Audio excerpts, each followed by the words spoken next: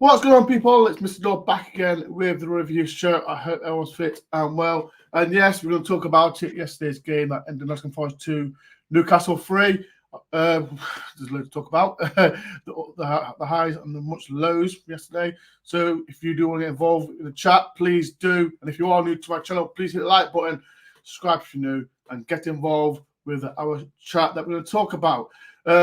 Before we do, we get the panel in. So let's start with the man next to me. Rads, how you doing, Rads? Yeah, not bad. How are you, Ben?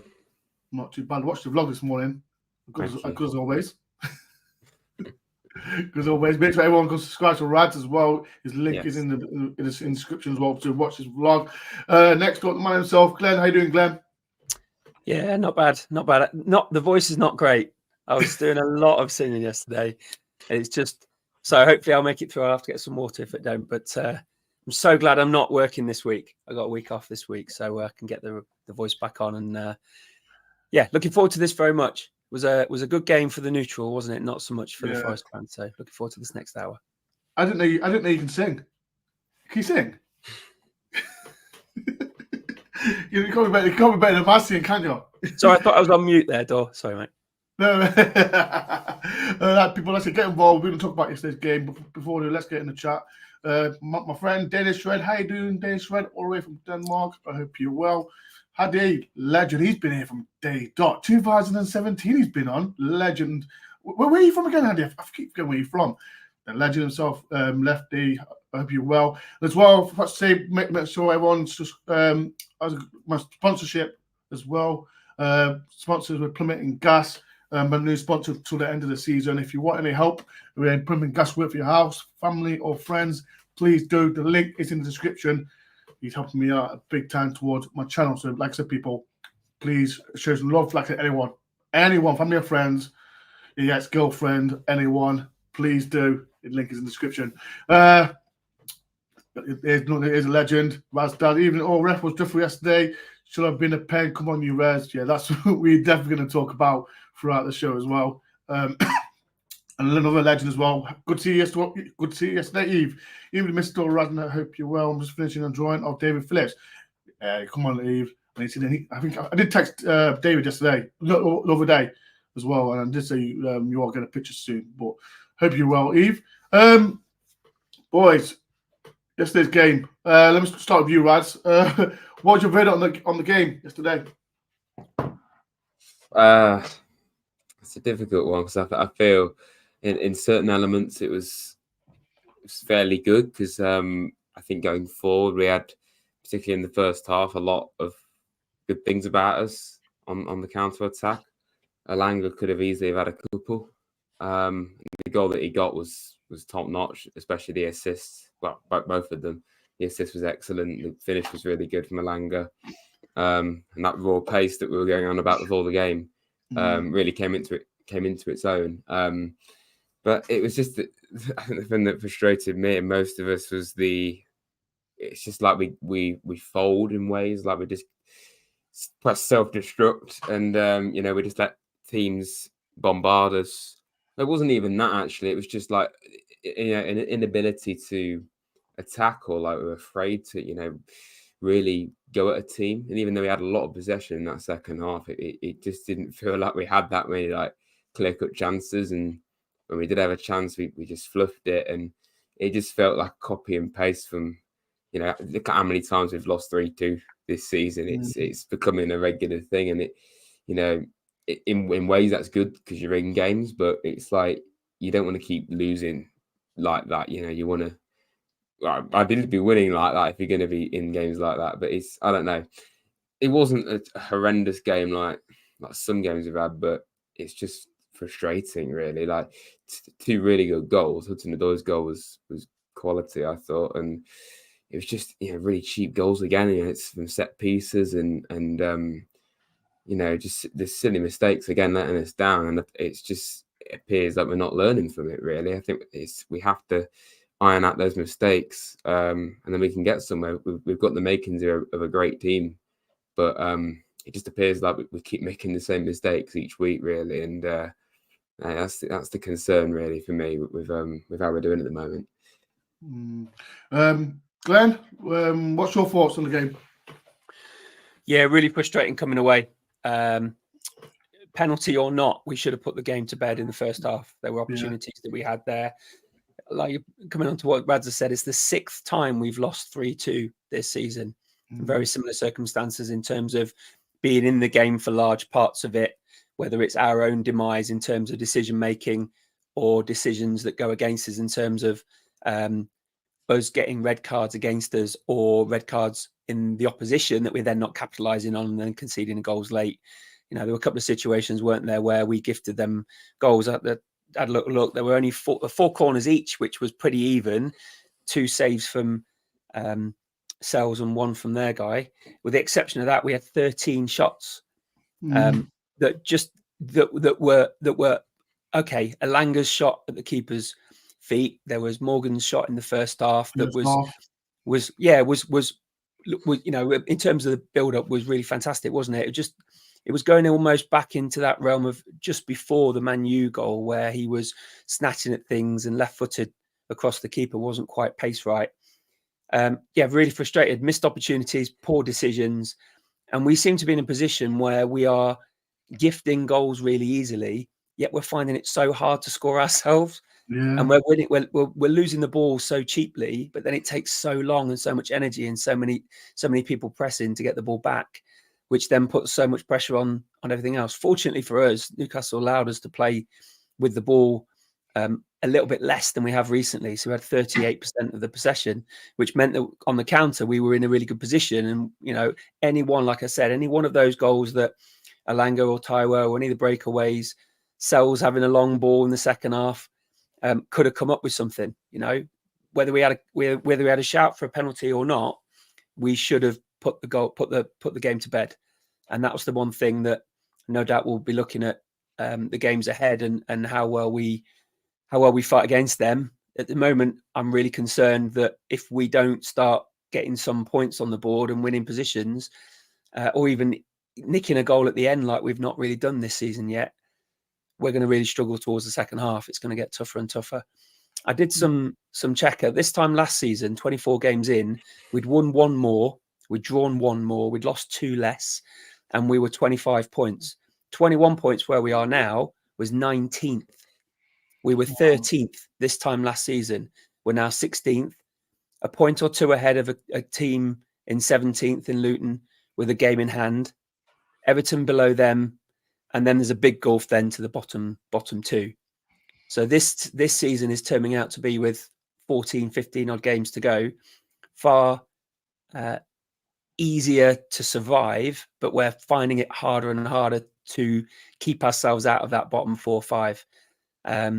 So yeah, we have to get something out of these next 4 or 5 games, and we won't even talk about points deductions and stuff like that. We seem to be our own worst enemy at the moment, Dore, and it wasn't pleasant viewing as a Forest fan in certain circumstances. No doubt we'll unpack that later on. Like I said, I'm going for the chat, and like I said, what you just said, Glenn. Lefty said we were robbed of the penalty and offside goal, and noticed offside was never from VAR. We did. If that was bid 6, it would have had, it would have. A lot of people talking about the penalty. I think that we'll talk about it. Rashid Sood, how you doing, my mate friend? If the Arsenal second is a penalty, then Oran is always well contacted. Anyone from Sky to match of the day. If anyone says a penalty, it changes the game if given. Lefty again. It's quiz bum time. If we don't get points on board and FFP hits us, we're going to get down. I'm afraid, boys. Again, that's again, but we are going to talk about throughout the show. He says we are in trouble. Simon says, evening guys, I found out yesterday that Forest are the worst side in Premiership for giving away goals and set pieces. Another thing that we're going to talk about. I don't know what the game the ref was watching. Definitely a penalty. And again, Lefty said, "And what guys really are you?" Again, we are going to talk. That's something we're going to talk about. The chat as well. I said before we started, I'm going to start with you, Rads. And I was disappointed with it. And I'm a Bauer Daily. I was a bit cheesed off with him not starting, and Newcastle coming back. People in the chat, what's your feelings on that? I prefer Bauer Daily to start because I think he's not let us down. Rads, what's your feeling about that? Was he right to bring Nakata back, or do you think it was harsh on Yeah.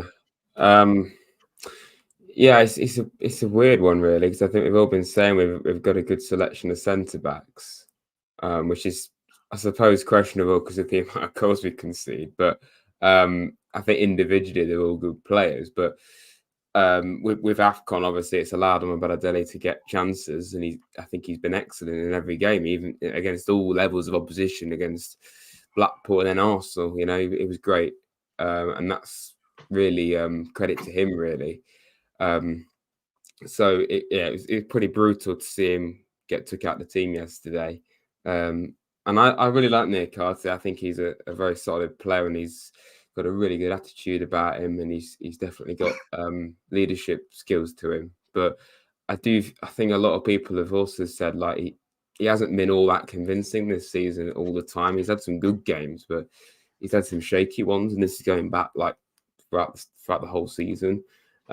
Some probably would suggest the fact that he was on the right side of the defence when he's normally on the left. That might have been a thing. It was just a bit. I was just nervous whenever Niakate got the ball. To be honest, I know he's got. I was really as well. Whenever he's got that long throw on him, that's good. But on the ball, I have to say, just at least yesterday, it wasn't as convincing as Omobadele. And I feel Bolly coming back into the mix soon is going to be interesting, because I feel he offers a really good presence at the back. You know, he's a really rock solid defender for me, Willy Bolly. So I'd be tempted to put him back in. But honestly, if we're going to pick the man in form, I'd probably stick with Omobadele, and Niakate has to wait his time. But he's certainly an important player for us. But for me, yeah, I agree. I think it was really harsh to take him out, and it's pretty steep competition for places at centre back, even with Felipe now fit. I don't think he's going to come in anytime soon, to be honest. But yeah, I think everyone probably would have to pick Murillo, even though he has got frailties. He's clearly an incredible centre back. But it's who you put next to him, really, isn't it? There's so many options. I think, like I said, Dave's Red has put on this as well. Bolly needs to start, but who do you replace? Back three again. People in the chat, when Bolly comes back next week, who would you put as two centre backs? And I'll give that answer to Glenn in a minute. But as well, people, like I said, get in the chat now. Who would you put next week against West Ham as a back? Two, maybe three. I'll say two, but whatever you want to say, back 3 or 2, please do. Glenn, what's your thoughts on it? Because like every time Nick Carty got the ball, I was going to be like a Turner-esque about it. Like that right foot, it's not good for him. But what's your thoughts on it? Yeah, I thought he had a sound game. I think I totally agree with what you were saying, Rads. I think Omobadele was really unlucky not to feature yesterday. I can see why he didn't feature in midweek in terms of resting him, but it was a surprise not to have him in. I remember when we were in the William Gunn door and we both saw the team and you were shaking your head. It was really unlucky not to have him around, particularly when Murillo didn't look like his knee was particularly. I was surprised to see him come out the second half, why they didn't make a change there potentially. I happen to agree with one or two of the comments coming in. There's no reason why we can't play a back three with a Murillo sitting in front almost as a sweeper role, as a 6, particularly if Sangare, who we're all pinning a lot of hopes on, aren't we, in terms of him coming back, although he hasn't featured all that much, coming back and kickstarting the season for him. I think the Bolly would certainly be my choice ahead of Niakate. It's who you put with them. Murillo would be the one I imagine they would go with, but for all we know, Niakate offers that little bit more in terms of that threat of the throw in, although we don't seem to be using it that much, and we need to be perhaps looking at alternatives in terms of what we do offer throw in. But certainly, I would be surprised if they went with a back three for West Ham, particularly the way they played today. They're going to be coming out and a little bit wounded dog, aren't they? So who knows what will happen on Saturday next week. I certainly do expect Bolly to be featuring, and for all I know, it'll be Niakate again, as they've played earlier in the season before Murillo came in. So who knows? I would probably go with Bolly and Murillo, with Nikate coming on at some point, which would worry me in terms of Omar Bamideli's development, in that he's had this opportunity. He's covered for players that have gone away for AFCON, and he seems now to be fourth choice, which is a little bit unfair for him, to be honest. People in the chat like to say, who would you put in a centre backs? Me personally, I don't know.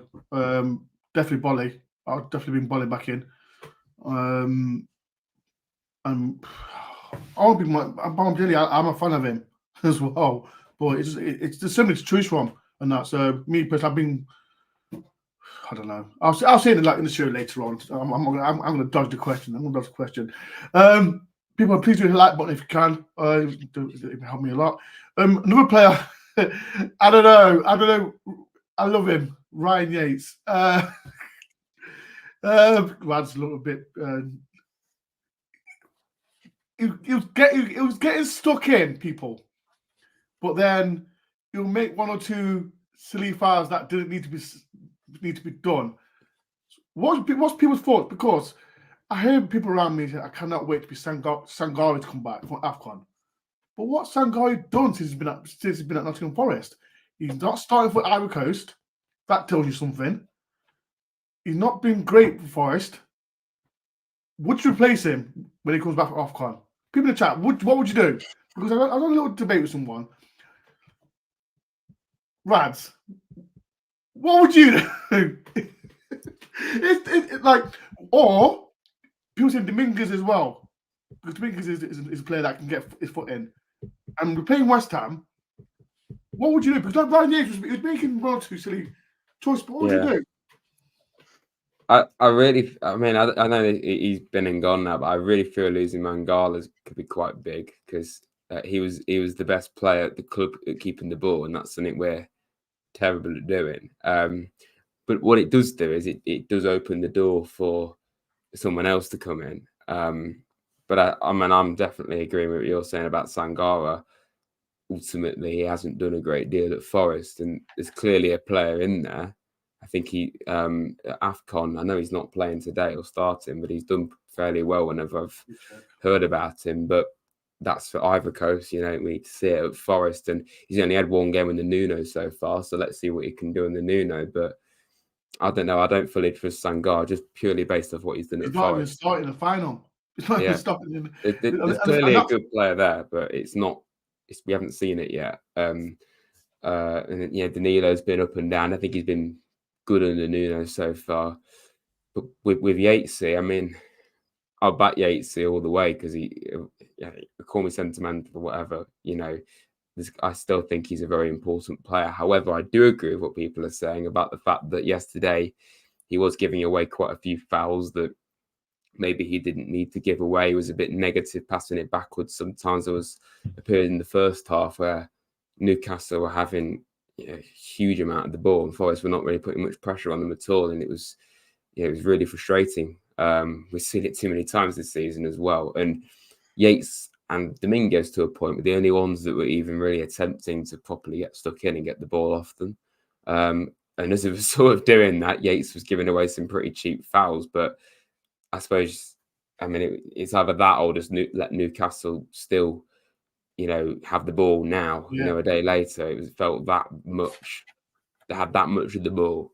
But yeah, I get what people are saying, that Yates isn't the most technically gifted player, because he isn't, but he has a lot to offer still. But the debate of whether you take him out and put in a lad that is our record signing but hasn't actually done a great deal for us, it's a tough one, really. But I think if I trust any midfielder right now the most, it's probably Dominguez, because he's been the most consistent. Besides when the end of Steve Cooper's tenure, he's been amazing for us, really. Dominguez, he's been consistently good and playing out of position at times as well. So for me, it's a really difficult one with the midfield. I've just seen that AFCON. If no one knows, AFCON final is on 8 o'clock. That's why we start at 7, so you can watch it. But Bolly's not playing for Ivory Coast. He's not even on the bench. So if anyone in the comments know why he's not playing, tell me please. Hope he's not injured because that's something we don't need. Sangare is on the bench for Nigeria, and Ola Aina is starting for Nigeria. So, people in the chat, who do you want to win? I have a coach for Nigeria. I'm saying Nigeria. You saying Glenn? Yeah, I live in Peckham, so I gotta go Nigeria. Brad? I mean, we're going to get an AFCON champion from Forest, aren't we? But if we're going to go with the one that we probably would need back the most, it's Ola Aina. So let's just say he wins the AFCON, and that gives him good spirits, and he can be player of the month every month now, the rest of the season. So I'm saying Nigeria. Sorry, Senghane and Bale, but I'm saying Nigeria.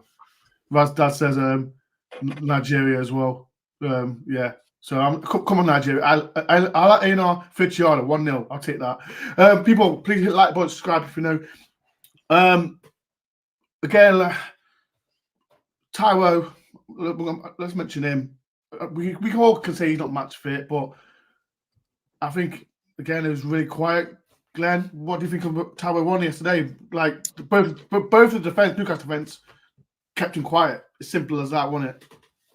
They did, yeah. They really beat him up in midfield as well. They gave him no time on the ball at all, nothing to turn. And when he did turn, and they fouled him, he didn't get anything out of it. We'll talk about Anthony Taylor if you like. I love it. Sorry, Anthony Taylor, your best mate. What do you know? What do you know? Didn't do nothing wrong. He had a good first half, second half. brilliant. Yeah, Taiwo, it's obvious, isn't it, that we were talking to Lee and a few others in the pub before. Has there ever been a situation where Taiwo and Wood have both been fit and available to be selected? I said to you before the game, Rads, on your exceptionally good vlog, that it's not a matter of when. I love how Glenn's is on his vlog, but he never says it on my vlog. I wasn't on your vlog, mate. No, I'm just saying it in the past. Oh, come on. I'm sure we'll clip something up. I'll send you. Glenn knows. You're exceptionally good post-match, post-mortem, like right now. That it's not a matter of when, if, but when Taiwo is injured again. So I think they're being very, very cautious, and it's, there's the Crystal Palace decisions to bring certain players back very, very early and all that kind of stuff. It's the one thing that is no doubt our concern, the fact that he's so physical and such a presence, but is such, you could definitely see when Origi came on yesterday just how little impact he had and how much Taiwo offers going forward. In terms of Elanga's goal, he laid it back. Elanga's missed shot, he laid it back and then had that lovely 1-2. He offers a lot more than he did, and if anything, I still say he's making really good progress to be a Premier League quality player, and he's certainly being a player that we can really count on at certain situations. But there is still that nagging doubt that he's still not fit, and that any circumstances, any situation like the one earlier on in the first half where he was down on his knees for a few seconds, and then obviously that penalty. Any one of those could be another injury that is something that keeps him out. So I'm really concerned that is something that we want to try and avoid, but nevertheless still get the best out of him and still put him in positions where he can shoot and score. I think without unpacking it too much, there are counter arguments and arguments about whether the penalty was a penalty. There was contact with him. The ball was less than a half a metre away from him. Had he not been contacted, he would have leapt over the keeper and at least kept the ball in. So that sort of argument wasn't the case. The fact that he could have shot earlier and he could have made that decision, I think that the ricochet that he had against the Arsenal last year, I think that's almost a similar situation where a player that's that little bit more confident, that player that's a little fitter, that's a bit sharper, can get on that ball a little bit sooner and can lay the ball over or at least chip the keeper and at least get a shot on goal. It's a situation where he's similar to the game against Bristol earlier in the week when he played a really poor touch because he wasn't quite on it, and then it was behind him and he couldn't really get the power through the shot, and it was really easily saved. So he's not quite there yet. We've obviously got time to wait this week where he'll no doubt feature next week for a little bit longer. But my concern is that Origi isn't the deputy for him. Wood is, and at the moment that's going to be March. So it's going to be Man City and other games that we'll have in that time where we may well be without a second option that we were playing so well when we had that Taiwo for an hour and we can bring Surridge for example on and really put defences to the sword. So I'm hoping that the more he plays, the fitter he will become, and the more he will be preventing himself from getting injured. But I'm really worried that at some point in the intermediate time between 6 to 8 weeks, they're saying, some say 6 months, but 6 to 8 weeks, that Wood may be out. He's our main threat going forward, and we need to really take care of him. I'm just going through the comments as well. And talking about the penalty as well. I personally think it was a penalty. The goalkeeper didn't touch the ball, but there was contact with the player. But of course, the VAR would never give it as. From my point of view, and from where I was looking, I thought it wasn't a penalty because the ball's already going out. And when we said it, I think Towers should have shot earlier. I think that's what he should have done. The first two touches he should have shot. But me personally, I don't think it was a penalty. But what does people in the chat think? Yes or no? I know quite a lot of people said it was a penalty, but I don't think it was at all. There's another chat I was but I got a super chat. Legend himself, Lefty. Thank you. Thank you for the £9.99. Much appreciate. We need a win with West Ham. Otherwise, I can't see where the next points are coming from. Keep going, guys. Rads and Ben, great show. What about Glenn? How can you forget Glenn? You can't forget him. You can't forget. Lefty, you need to come in over 99 and see. That is a shambles. How can you forget Glenn? Shocking behaviour. Nah, shout out to my guy Paul as well. Legend. He's sponsored to my channel as well. Like I said, if anyone that wants plumbing and gas and work towards the house, please do. But thank you for the $9.99 as well. Another one. There's another topic, and again, it's a pain in the arse. I think we talk about every stream. This comes from Ricky. We need to improve our set piece defending, and this is it's just like rave repeat on it. Just our set pieces is shocking, and Rads, talk to me, man. Like people in the chat as well. It's the first goal was shocking. Poor defending. Like Yates, and like another daft free kick, and then a Langer. It was just a poor pass and straight to Bruno, but all around set pieces is shocking, isn't it? Yep, that's pretty much it. It's been an issue for us for far too long, and as I somewhat mentioned earlier, it just appears like we're not learning from mistakes that we just keep making repeatedly. And I've seen some comments about the fact that we hired a set piece coach just before Cooper was sacked, and I think it was from Brighton or England or something. He's under 19 coach. Yeah. And they were questioning why he was selected of all people. Like, is he up to it, or is it the right choice? And I mean, just based off what we've seen, I wouldn't say he's done a great job so far. Just putting it out there, because we've still conceded far too many set pieces. I mean, the first goal yesterday was just far too easy. You know, it was a corner. So I mean, it wasn't actually scored from a corner, but it came from a corner. You know, it was a. I just can't. I'm going through it in my head now. I just can't believe how straightforward it was. It was a ball into the box, taken short, and there was no one really covering. Bruno ended up scoring, and it was Tavares that was closest to him. And we can talk about Tavares if we really have to. He was that though, Brad. I don't think he was that bad, if I'm honest. Yeah, I don't think he was. No, Glenn. He's like he wants to be all that Aina, but he just isn't. You know what? His shooting was poor, but his movement wasn't bad. No, I agree with that. What? No, wait, Glenn disagree. Why do you disagree, Glenn? Fair enough. No, I thought he put himself about. I thought in certain situations, particularly with a 1-2s with the midfield running through, first half, looked bright, looked good. opportunities that we had in a series of 15, 20 minutes where it was really knife edge, that we didn't really look like we knew where the next pass was going, which meant that our speed of pass was so much less than theirs, which made it really easy for us to lose possession. They sat back in that low block that they had in that middle sort of 25 minutes and gave us a lot of the ball. It was so difficult to break through, to get anywhere near. I think there were a couple of situations. I can't remember who was doing it, but there were a couple of situations where we were really looking like we were whipping some lovely balls in that would have had a field day on. But we didn't need to blaze it over the bar. He must be doing something in training to give himself that adrenaline buzz and that backing himself to take it. And there's no as a coach, back yourself. You get yourself in that position, back yourself.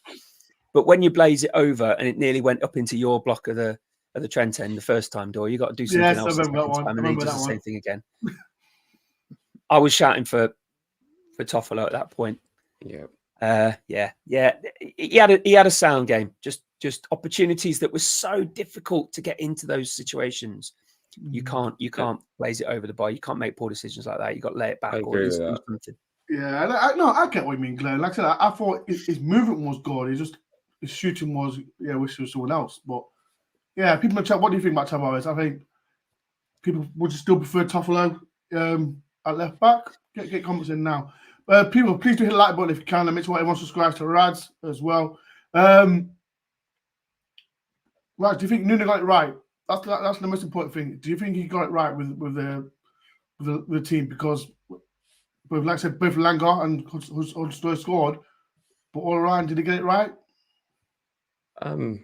Yeah, I think he did. Yeah, I mean, besides obviously the debate with Newcastle coming back in, and him being on the right of defence, but more than anything, taking out Omar yeah, that was the only real supposed talking point. Even though I expected Newcastle to come back in, if I'm honest, I just had a feeling he would, because again, he's clearly a good centre back, but I think it's just a bit rude on taking out Omar. But yeah, I mean, I thought the team was finer than that. Again, I'm still not convinced by Tavares. I just thought it was probably his best game for us, yet it was still not what we need to see. I think we need ideally for me either Toffolo or Aina. I kind of get why Nuno picks Tavares, because Tavares is quite athletic and fairly quick, but he just can't really defend that well or shoot. But he can move the ball up the pitch pretty well. But for me, Toffolo, if you want to be getting balls into the box, he's ideal for that, and just his leadership. I think he offers that. I'd be picking Toffolo, but then you got Aina, who I suppose is probably more similar to Tavares than Toffolo, but better, for being brutally honest. I'd have one of those two, and ideally, but yeah, in terms of the starting 11, I thought it was about right, really. Besides that, so there's quite a lot of people talking about Nuno. Nuno selected was fine, early, especially when Toffolo not in. I'd rather have been playing. Steven's not well, so Steven hope you get better as well. Nuno was like a Ferrari going forward, but she didn't like going.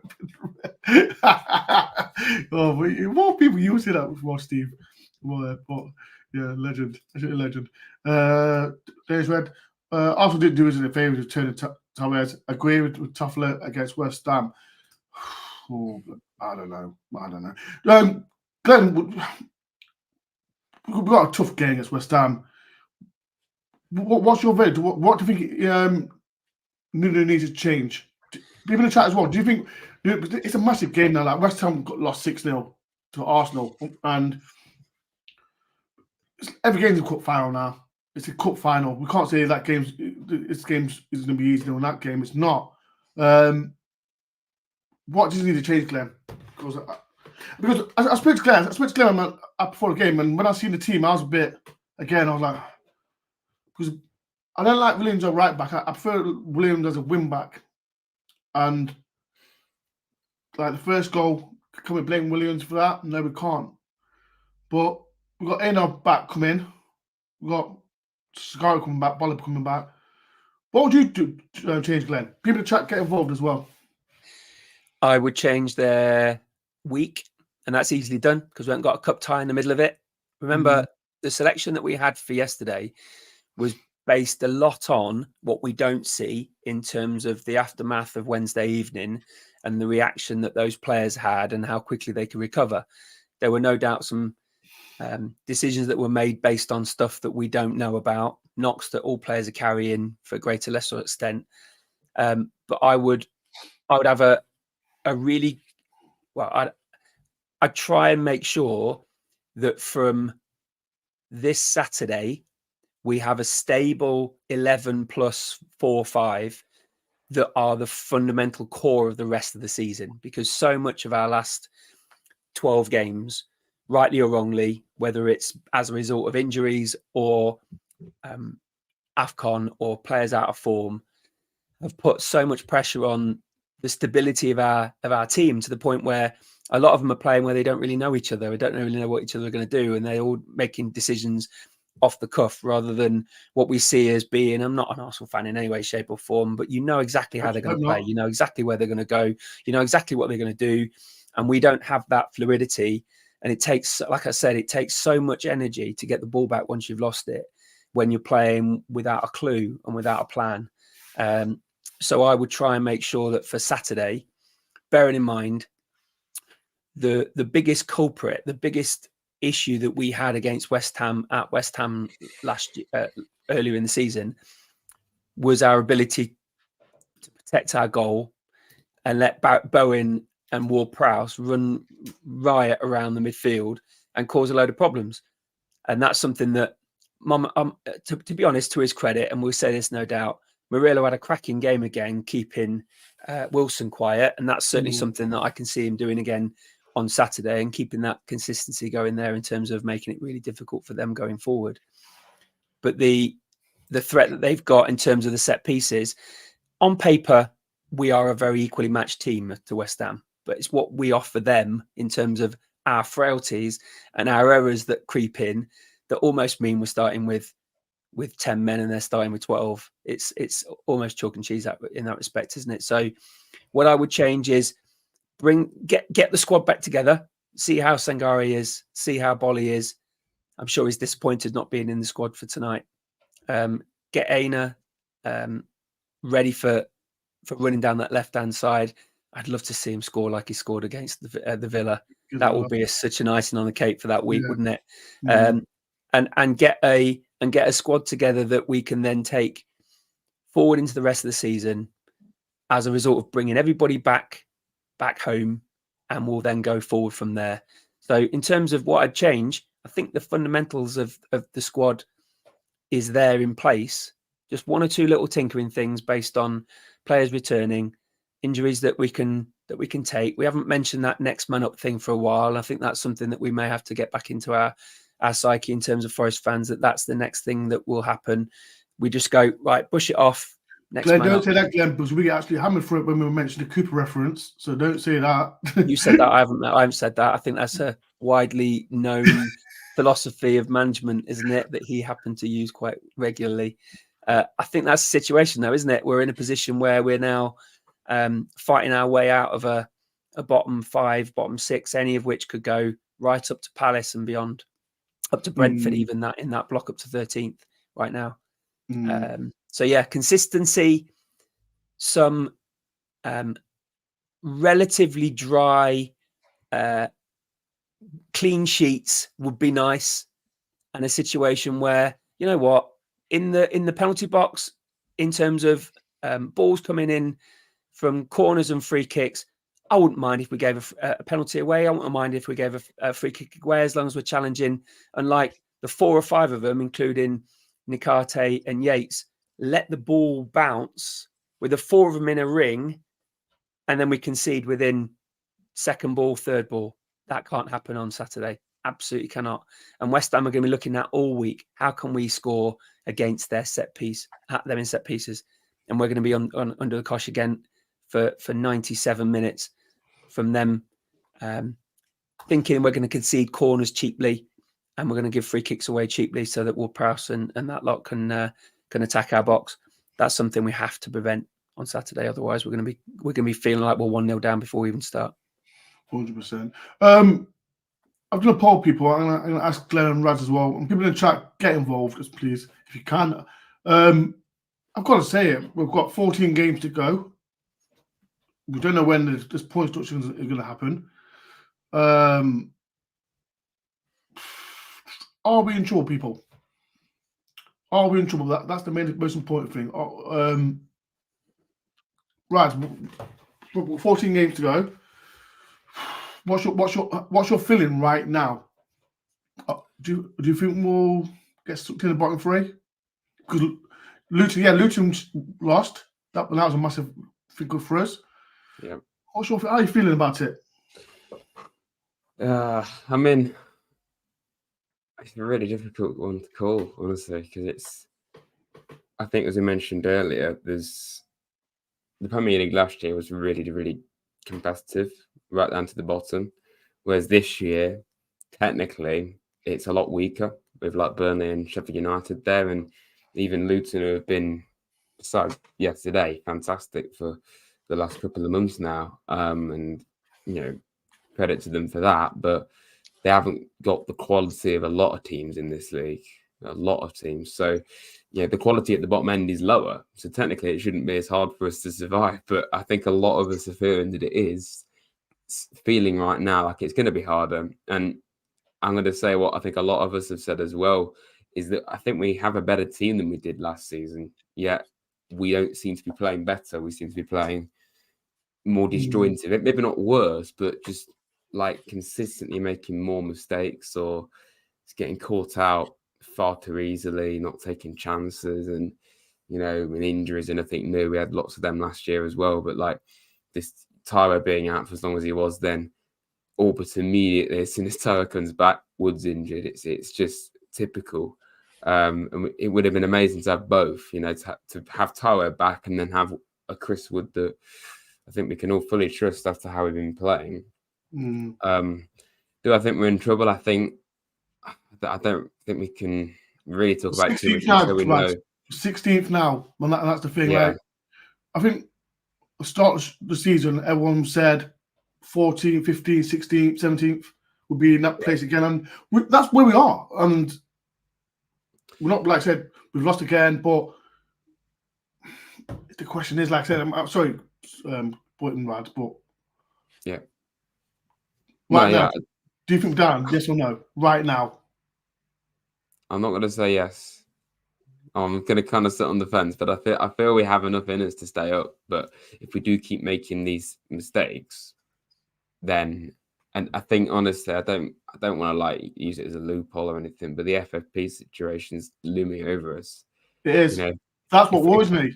If we get like a 6-point deduction, I don't think that's season defining. But if it's anything more, then it could genuinely be that. But I think absolutely we're in definitely. It's wrong to say we're not in some form of trouble. Like if you're down there, after all the chaos that we've been through, we really have been prime Nottingham Forest this season with all the chaos that's been going on, like on and off the pitch. It's just, it's not really had a single moment where it's just been stable, and I think that's been the case for a very long time, to be honest. But that's kind of another subject. But I don't think it helps at all. I think it's good that we've kind of trimmed the squad, and the squad's a little bit smaller than it was for the second half of the season. Having a few players in the 25 that probably won't get close to playing, like George Shelby, but is that just to bulk it out because we've now trimmed the squad down? I think because who else? I think the reason we got paid like massive respect to George Shelby, like Larea is in the team, but we've got no. Who else can we put? Harry Arter. We can put Harry Arter in that 25, and he still won't get. And he won't play. So I think letting go like Wall and McKenna, it's kind of made the squad a bit thinner, but that needed to be done really. And players like that don't deserve to just be in the reserves. But yeah, looking at coming up, I actually looked at the fixtures earlier. We've got a run of games against Villa, Man U, and Liverpool. It's like that's really difficult. I know we beat Man United recently, but and that's in the FA Cup, of course. But Yeah. it's like, I don't know. It's really difficult to score. Like, I think we are on paper. It's very different to on the pitch. We're better than a lot of teams at the bottom, but I think even the teams at the bottom can expose us, like Luton did earlier on in the season. It's concerning, really. So I'm not going to say we're relegated because it's too early to say that. I don't mean negative. I just don't mean negative. We're not safe for sure. Not we're not at all safe. Glenn, let's go to for you, Glenn. I said, Dennis from South East looks good for team position. Glenn, do you think he's the man to keep us up? Because we criticised Turner, we criticised Vlach.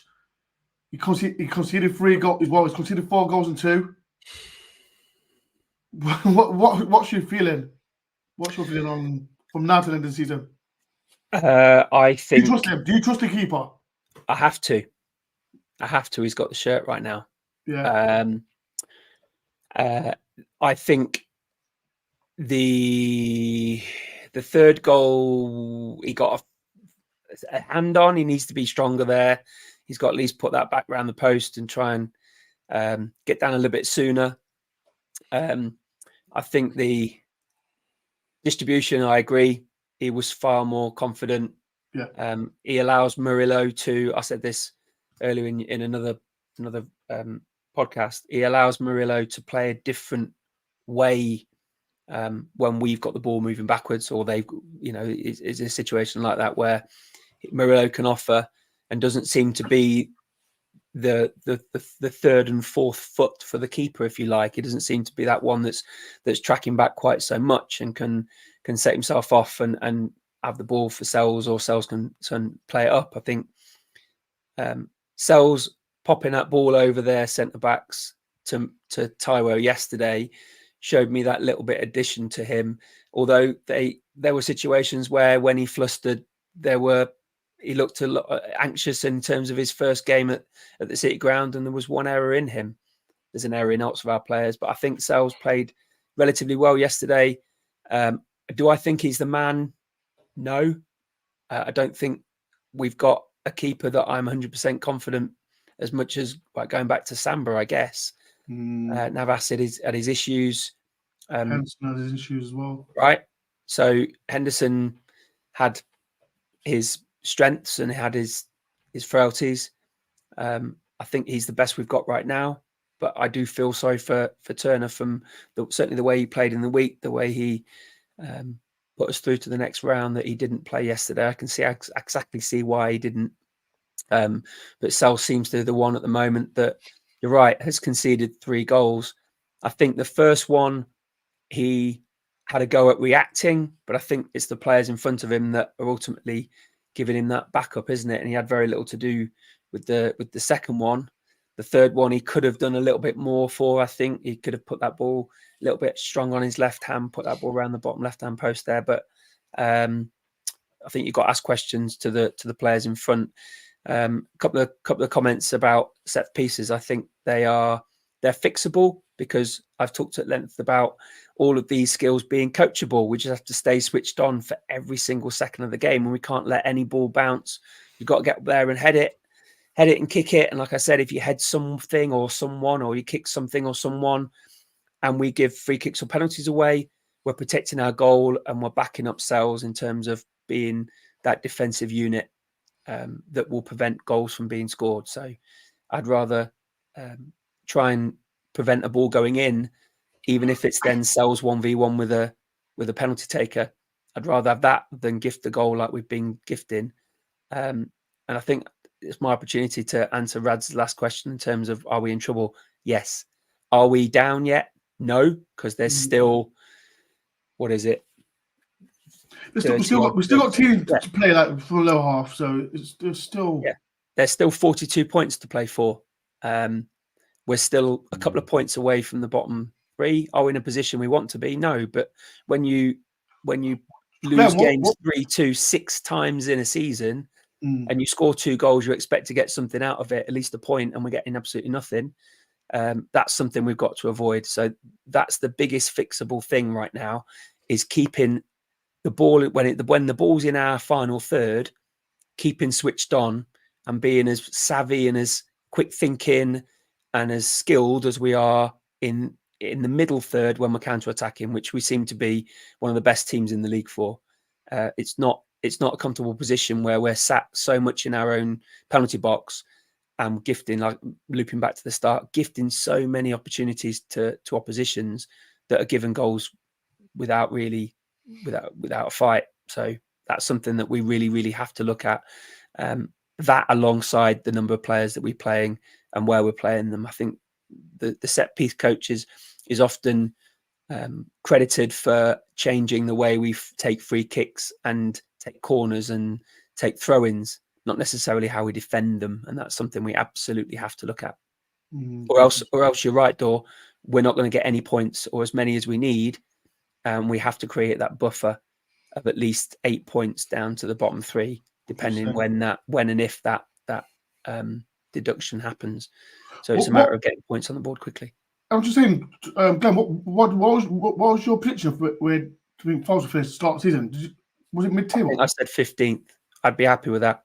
Exactly. I think we talk about, like I said, my mindset right now, thinking because we're playing well, but we're not going to get points for it. And if we keep doing this and we're not getting points, we were down. And I think I said 14th. I'll be happy with 14th. We just need a couple of wins.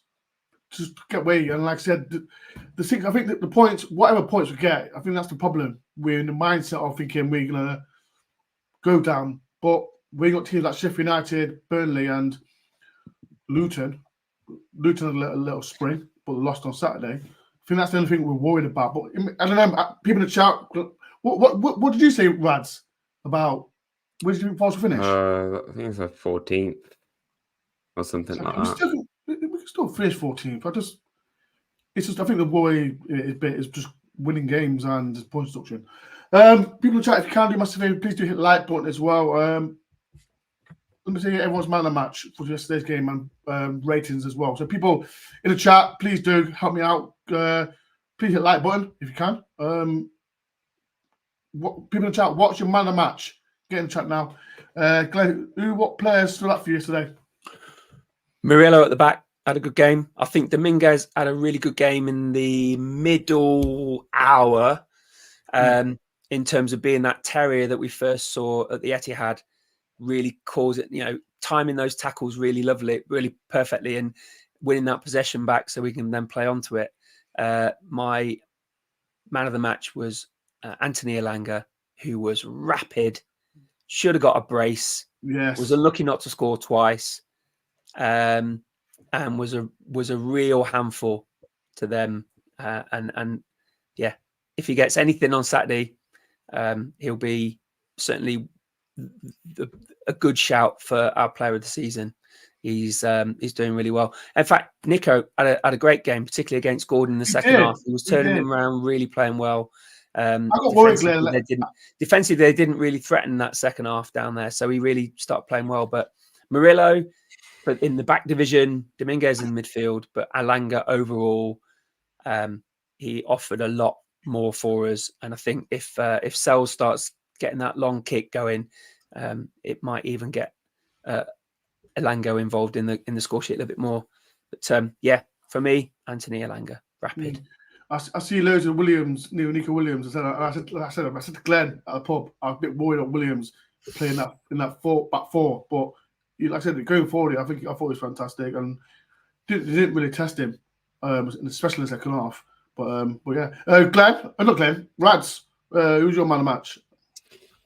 Yeah, I agree with what we've been saying. There's quite a few players you can pick from. Saying we lost, it's good that you can have this debate and not be scratching your head as to who stood out, because there's been a few times that's happened. But I think it's between the likes of Elanga and Dominguez. Nico Murillo again was very solid. I think Gibbs White did his best. He was kind of feeding off scraps a little bit, but I think Morgan did it as well as he could do. He still got that, amazing spark about him. I think I'll give it to Nico Williams though, honestly, because he's someone that I was ever since we signed him. I've been a fan of. I was really excited when we signed him, and obviously last season he was a bit up and down. He kind of struggled a bit at times. Even this season he's had the tendency to just get a bit skinned at times, especially when he's playing as a fullback, and that's why we were worried him playing as an actual fullback, that he can't really do that as well as a wing back. Normally, with like a back three, Nico's very good, and obviously of late we've seen Nico playing as like a wide midfielder or even a winger, which is debatable. And I can see why we've tried that, and I don't think he's quite got the end product to be an out-and-out winger, but further up the pitch he can certainly do it. But yeah, I think Nico handled. He did what he needed to do yesterday. I think he was really good on the ball and made some really important blocks as well. But yeah, I can get why you pick Alanga though, because it was an excellent goal. He could have had definitely a few more than what he did. We just need to work on keeping these goals out. These really avoidable goals. Yeah, I know you see that one, Brad. Only because you look like Nico, Brad. Appreciate it, Steve. I mean, I'll take that as a compliment. Yeah. I don't think Nico's dad would. I know Nico's dad watches the show, so shout out to Nico's dad. But yeah, I don't know. Is that a good thing or bad thing for us? People are chatting. Do you think it was like Nico? There's no chance. I'm not sorry, guys. You're not having it. If I'm a really quick Welsh fullback wing back, then yeah, I'll take that as a comparison. The way it does. People are chatting. Do you think you look like Nico? I'm not having that. Not a chance. I'll say my man of the match is Domingos. I think Domingos was all right as well.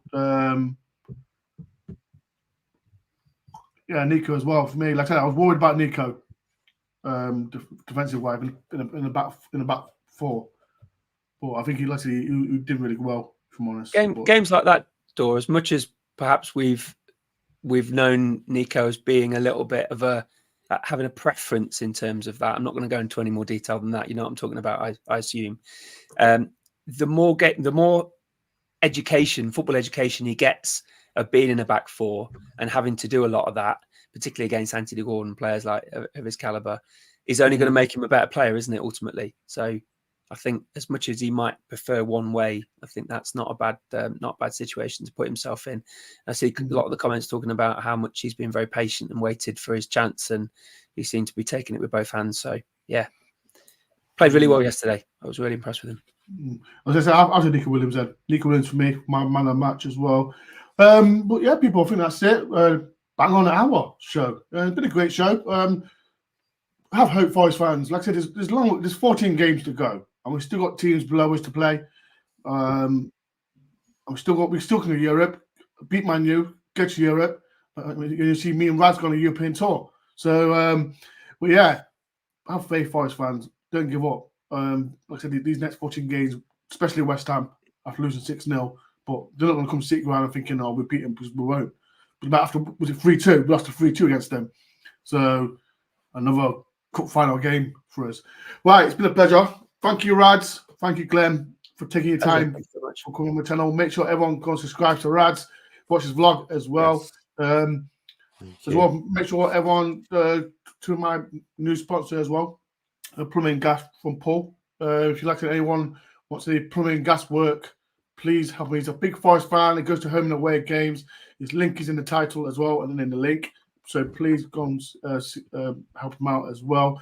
But yeah, worrying times, but not in the bottom three. Not like Sheffield United. And last but not least, sorry, Derby fans, but you're still the worst team in history, and I'm happy to say that as well. Thank you very much, Sheffield United, just winning that game. Sorry, I had to. I've been laughing because a few Derby fans have been in my messages saying that. But yeah, it's been a pleasure, Forest fans. Like I said, if you are rewatching this, if there's anything that we spoke about, please get in the comment section and we'll respond to you. The West Ham preview, that'll be Thursday at 8 p.m, I hope. And I might do a video as well. Rad, any videos this week for you? Yeah, hopefully there will be some. Slacking. I might look at the Newcastle game or in a bit more detail. So Uh, yeah, we'll see. so, like I said, everyone make sure to go and subscribe to Rads. It's a massive help as well. Right, people, thank you for everyone. Make sure before you do leave massive favor for me, please do hit the like button. Let me just see that's commented before. Because Dennis Red, 4 wins and a few draws from 14. Have to be fined from FFP. We'll be fine. I don't think we'll get fined. Just get. I think with points. If we get, yeah, I think with points. Thank you, Lefty. Good night, boys. You Reds. Thank you, massive top guy as well. Right, people, it's been a pleasure. Thank you for everyone that's taking the part, and as well, he's got the hat on. It's got to be our time. It's got to be our time. He's got the hat on. I'll be watching it. I like it, so I'll be up for it. Anyone in the chat watching it as well. And if you watch AFCON, Sangori against Sangori and Bolly against Iona. That's how I say it as. It's been a pleasure. Peace and love, people. Up the forest.